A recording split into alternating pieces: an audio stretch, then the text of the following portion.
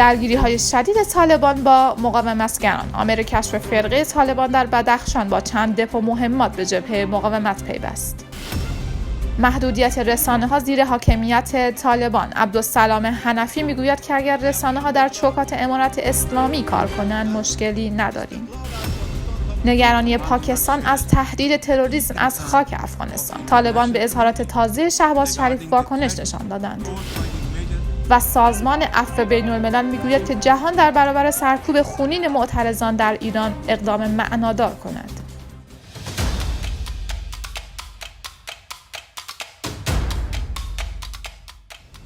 سلام و وقتتان بخیر. به خبرهای ساعت 10 با من ناهید یوسفی از آماژ نیوز خوش آمدید. منابع محلی در بدخشان به آماژ نیوز از وقوع درگیری‌های شدید میان نیروهای جبهه مقاومت و طالبان خبر می‌دهند. این منابع می‌گویند که از 3 روز بدین سو این درگیری‌ها در ولسوالی‌های راقستان و یفتل بدخشان دوام دارد. منابع می‌افزایند که طالبان از زمین و هوا عملیات راه انداختند، اما به گفته آنها تاکنون بی‌نتیجه بود و شماری از جنگجویان طالب از جنگ یفتل فرار کردند.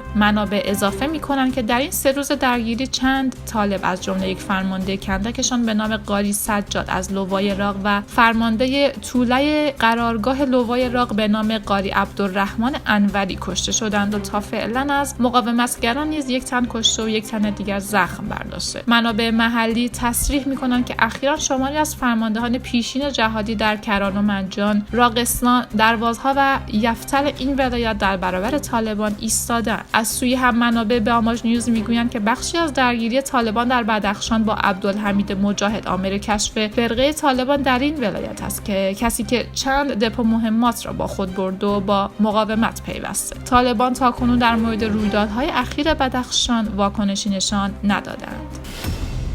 معاون رئیس الوزراء طالبان میگوید که این گروه با آزادی بیان در چوکات امارت اسلامی هیچ مشکلی ندارد. آژانس خبری باختر که از سوی طالبان مدیریت می شود گزارش داده که عبدالسلام حنفی در مراسمی در کابل گفته اگر رسانه‌ها در چوکات امارت اسلامی کار کنند این گروه مشکلی با آنها ندارد. ما با آزادی بیان هیچ مشکلی نداریم. البته همو اصول و اقدار اسلامی ما و هر کشور از خود یک ویژگی دارد. در هیچ گوشه دنیای تو نیست که آزادی بیان به این معنا باشد که هر کس هر چیزی که دلش میخواد رو انجام بدهد. نه. طالبان از نخستین روزهای ورود به کابل در 15 آگوست 2021 وضع محدودیت و تحمیل سانسور بر رسانه‌ها را آغاز کرده. وزارت امر به معروف طالبان طی فرمانی به گویندگان زن در رسانه‌ها دستور داد که هنگام ظاهر شدن روی پرده تلویزیون صورت‌هایشان را با ماسک بپوشند. طالبان همچنان به رسانه‌ها اجازه پخش موسیقی و برنامه‌هایی که زنان در آن حجاب مورد نظر آنان را نپوشیده‌اند نمی‌دهد. در حال حاضر رسانه‌های داخل افغانستان قادر نیستند که چیزی در انتقاد از افراد و حکومت طالبان پخش کنند.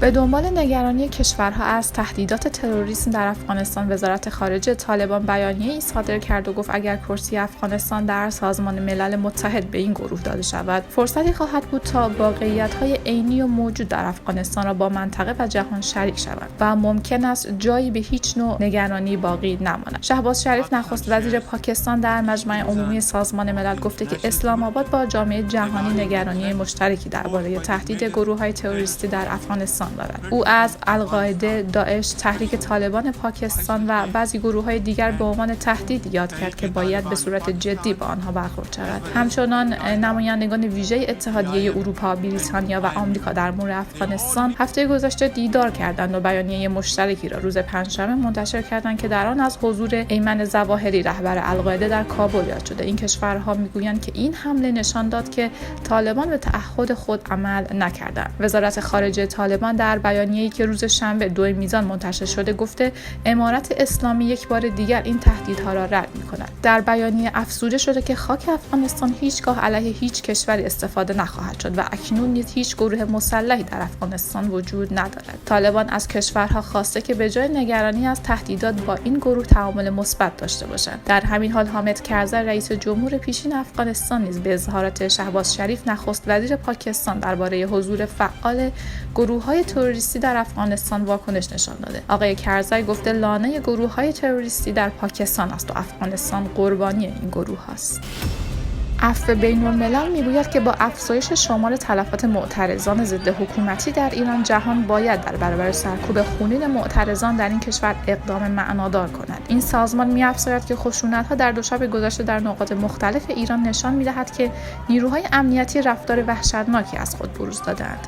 این سازمان روز جمعه با نشر اعلامیه‌ای گفت که شجاعت معترضان ایرانی در برابر واکنش مرگبار نیروهای امنیتی ایران میزان بلند خشم را در برابر قوانین حجاب اجباری، قتل‌های غیرقانونی و سرکوب گسترده نشان می‌دهد. عفو بین‌الملل نیروهای امنیتی ایران را متهم کرده که به صورت عمدی و غیرقانونی با گلوله‌های جنگی به معترضان شلیک می‌کند. این سازمان کشته شدن حداقل 30 نفر به شمول 4 کودک را تایید می‌کند. بر اساس اعلامیه عفو بین‌الملل تنها در شب 21 سپتامبر 19 نفر به شمول 3 کودک در نتیجه گلوله‌باری‌های نیروهای امنیتی ایران کشته شدند. اعتراض‌های ضد حکومتی در ایران پس از جان باختن مهسا امینی آغاز شده و همواره با سرکوب شدید نیروهای امنیتی ایران همراه بوده. مهسا امینی پس از بازداشت از سوی پلیس مذهبی جمهوری اسلامی موسول به گشت ارشاد به دلیل لثه‌وکوب به کما رفت و در شفاخانه بستری شد. او روز جمعه در شفاخانه‌ای در تهران جان باخت. از شنبه گذشته تا کنون مردم تقریبا در تمام شهرهای ایران به خیابان ریختند و شعارهایی بر ضد حکومت و قوانین حجاب اجباری سر دادند.